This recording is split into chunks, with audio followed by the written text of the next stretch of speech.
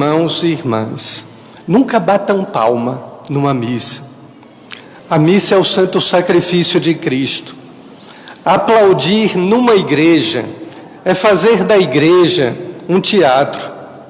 É fazer da igreja o lugar onde os algozes de Jesus o aplaudiam, zombavam dele enquanto ele subia o Monte Calvário. Essa é uma catequese do bispo de vocês, sobretudo nesta ocasião especialíssima em que celebramos, depois de ontem, a exaltação da festa da Santa Cruz, a exaltação da Santa Cruz, o dia solene daquela que ficou aos pés da cruz. Aos pés da cruz se chora, aos pés da cruz não se aplaude, aos pés da cruz não se ri, aos pés da cruz não se atende celular. Aos pés da cruz nos compadecemos daquele que por amor e extremada misericórdia se compadeceu do gênero humano. Tudo o que dissermos em louvor de Maria Santíssima é pouco em relação ao que merece por sua dignidade de mãe de Deus. Quem disse isso foi Santo Agostinho. Tudo o que dissermos em louvor de Maria Santíssima é muito pouco em relação ao que ela merece por sua dignidade de mãe de Deus. Com estas palavras do bispo de Hipona, limitamos as nossas palavras para meditar o mistério da paixão. Maria, aos pés da cruz de nosso Senhor Jesus Cristo. Assim afirmava São João em seu Evangelho, no capítulo 19, versículo 25. Estava, porém, ao pé da cruz, Maria, a mãe de Jesus. Santo Afonso de Ligório, bispo e doutor da Igreja, grande devoto da bem-aventurada Virgem Maria, assim rezava: considera minha alma ao pé da cruz, Maria, tua mãe, transpassada de dores, e com os olhos fixos no amado e inocente Filho, contemplando as crudelíssimas dores, externas e internas, por meio das quais ele morre. Ela está toda resignada e toda em paz, oferecendo ao eterno Pai a morte do Filho pela nossa salvação. Mas muito a afligem a compaixão e o amor. Ó Deus, quem não se compadeceria de uma mãe que se encontrasse junto ao filho que está morrendo diante dos seus olhos? Maria amava esse filho. Maria amava esse filho imensamente, mais do que todas as mães amam os seus filhos. Ela amava Jesus por ser ao mesmo tempo seu filho e seu Deus. Nunca esqueçam disso. Maria amava Jesus duplamente por esses dois motivos: por ser seu filho e ser o seu Deus. Filho sumamente amável, incomparavelmente belo e santo, filho que tanto a amara e que desde a eternidade havia escolhido Maria por ser sua mãe, ou para ser sua mãe.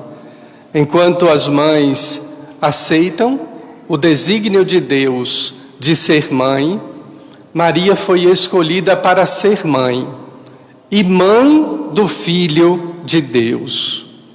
E essa mãe, queridos irmãos e irmãs, teve de ver morrer de dores um tal filho diante dos seus olhos. Ó Maria, pelas dores que sofrestes na morte de Jesus, tende piedade de nós. Recomendai-nos a vosso Filho, Ouvi como Jesus, na pessoa de São João, nos recomenda a vós: mulher, eis aí os teus filhos. Naquele momento de suprema dor, naquela hora sagrada que redimia os pecados da humanidade inteira, o coração de Maria e o coração de Jesus eram apenas um só. Por isso, São Boaventura diz que aquelas dores que Jesus sofreu no corpo, Maria sofreu no coração. O coração de Jesus e o coração de Maria eram um só. A maior heresia de alguns teólogos da Reforma, sim, alguns teólogos são hereges. Permito-me um parênteses, fazendo memória de uma atriz de uma das grandes redes de televisão do Brasil, recentemente. Naquela época, o saudoso cardeal Dom Lucas Moreira Neves escreveu um artigo no próprio jornal O Globo, intitulado Eu Acuso. E o presidente das organizações Globo permitiu que aquele artigo fosse publicado. Eu acuso. Acuso o ser humano de viver no pecado. Acuso o ser humano de fazer do seu salário de vida o pecado, cuja consequência não é outra senão a morte. Parafraseando o querido e saudoso Dom Lucas Moreira Neves, eu acuso teólogos da igreja de heresia, quando não pregam a verdade, quando não anunciam o Cristo e disseminam apenas ideologias, sejam elas de direita ou, pior ainda, de esquerda. Foi o divórcio entre o sacrifício e o sacramento, a separação do sacrifício para a festa mundana do banquete, que fez com que a heresia se tornasse visível e latente, como se pudessem dar a vida sem morte. Aqui estamos aos pés da cruz, todos. O clero, leigos, religiosos e religiosas. Aqui estão os sacerdotes da Diocese de Caruaru, desejando mais do que servir, amar e se configurar ao Cristo crucificado. Quando descemos do altar, queridos padres, mais do que nunca, vamos estar nas mãos de Maria, como quando ela te fez o seu filho descer da cruz.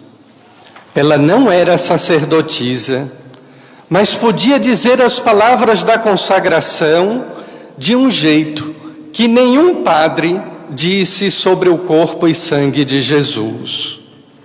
Enquanto ela te segurava no colo, aos pés da cruz, ela podia dizer como em Belém: este é o meu corpo, este é o meu sangue. Ninguém, absolutamente ninguém, em nenhum lugar do mundo lhe deu corpo e sangue, senão eu, a tua mãe, Maria. Essa é uma afirmação do queridíssimo venerável Fulton Sheen. E nós pedimos hoje: ensina-nos, Maria, tu que foste vítima com teu filho, a nunca ir ao Calvário sem que nossos corações sejam trespassados por uma espada.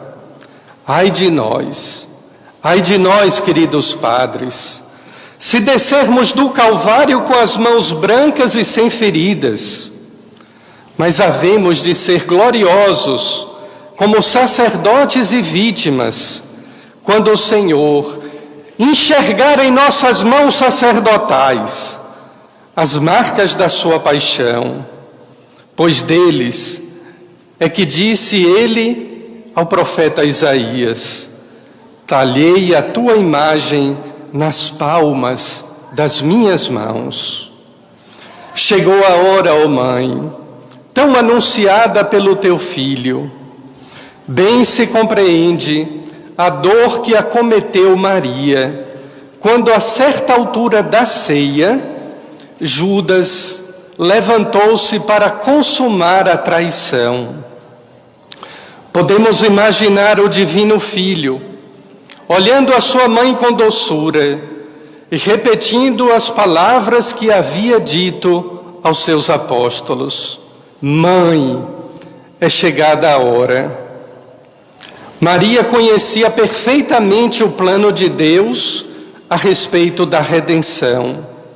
Mas que dor! Que o imolado seria o seu próprio filho. Quanto Maria, assim como todas as mães, desejariam estar no lugar de um filho que sofre. Quanto já ouvi isso? Mães que disseram: antes tivesse sido eu, antes eu estivesse ali no lugar daquele filho que sofre. Entretanto, mais uma vez decidida, Maria estava decidida, disposta a dar o seu sim, sentindo a espada de dor sem clemência perfurar o seu coração imaculado.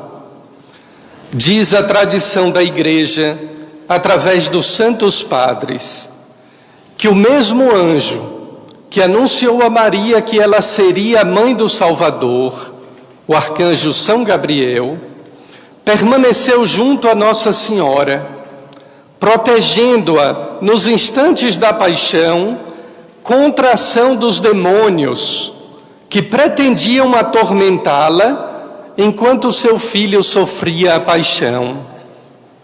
Maria Imaculada, concebida sem pecado, nunca pôde ser tentada pelo demônio.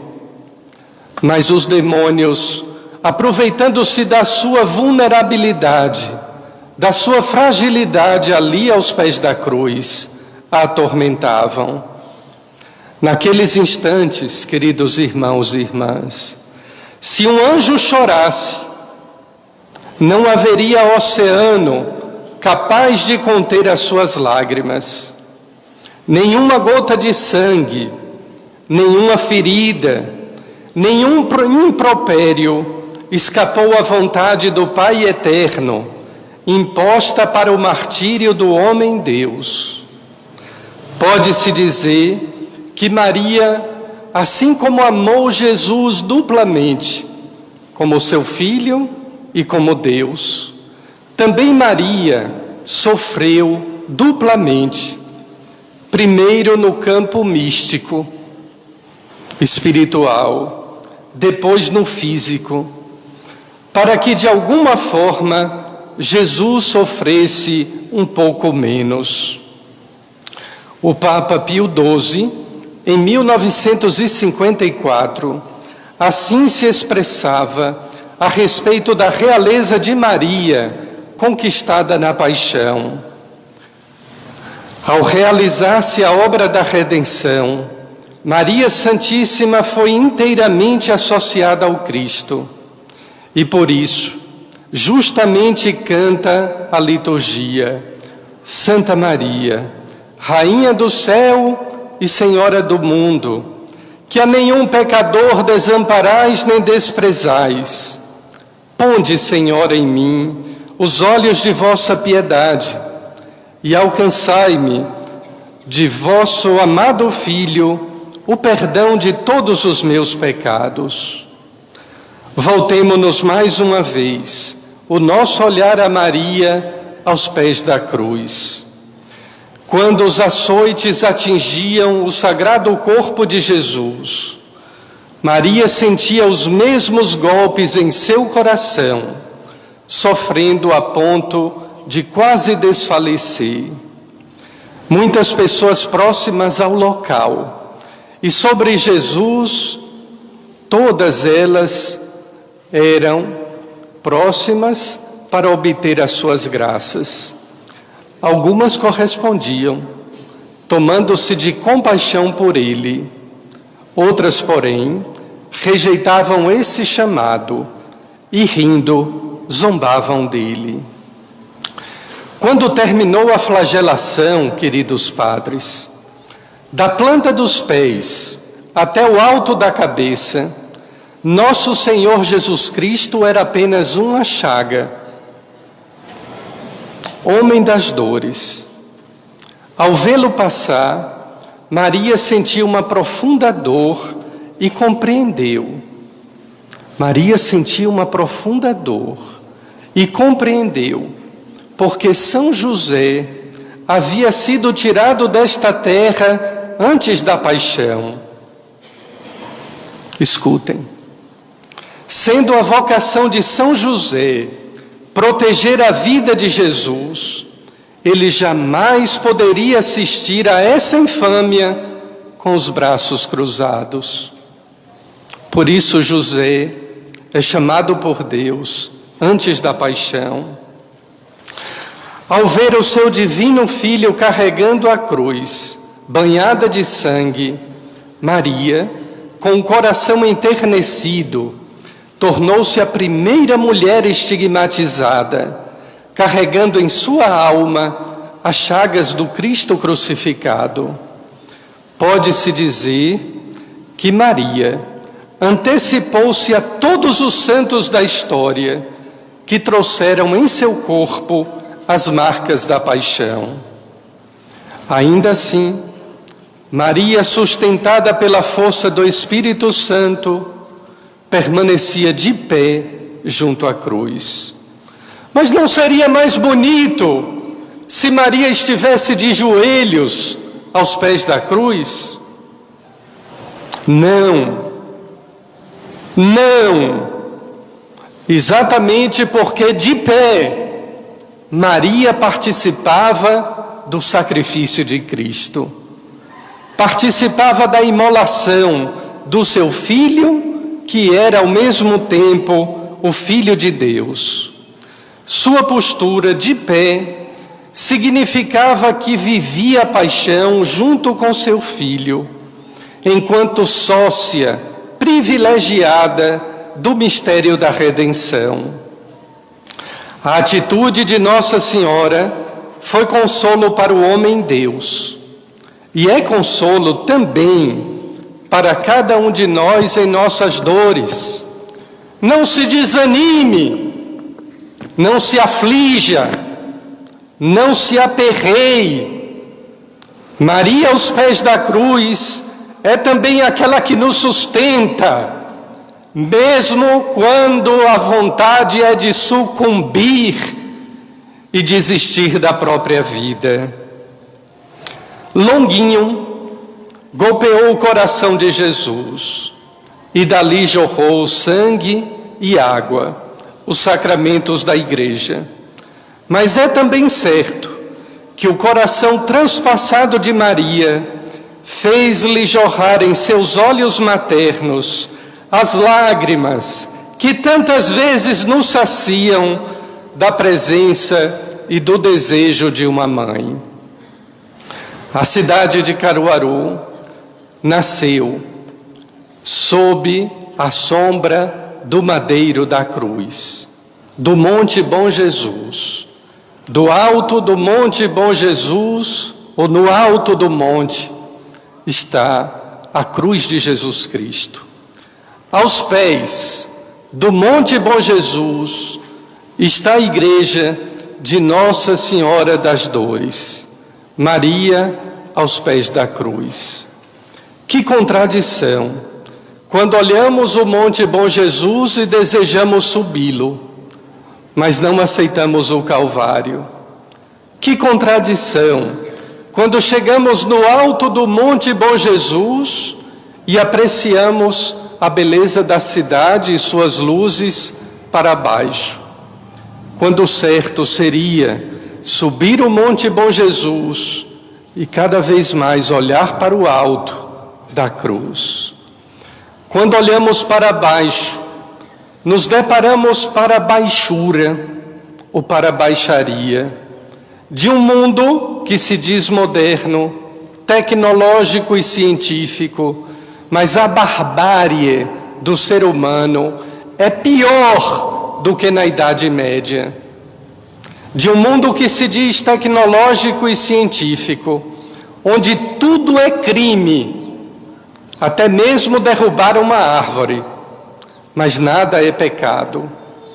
Onde tudo é crime, mas nada é pecado. No mundo onde se tem medo de tudo, as fobias que lotam os consultórios psicanalíticos, mas não se tem medo das penas eternas. Não se tem mais medo de viver eternamente longe de Deus, longe do seu amor no inferno. É esse o mundo que nós nos deparamos aqui na convivência, seja também quando subimos o monte e olhamos para baixo. Não nos deixemos seduzir pela beleza do mundo, pois esse mundo passa. E há um mundo que há de vir, há uma vida que há de vir, é a vida eterna. E por esta vida é que nós estamos aqui, pela vida eterna. Não é por esta vida pequena, marcada pela dor, pelo sofrimento, pela disputa, pela guerra, mas é pela outra. E não fosse pela outra, queridos padres, lhes asseguro em nome de Deus e da igreja, não valeria a pena ser padre. Não valeria a pena ser padre, nem bispo, nem papa. Porque tudo nesse mundo só vale a pena diante de Deus e da vida do mundo que há de vir. Amém.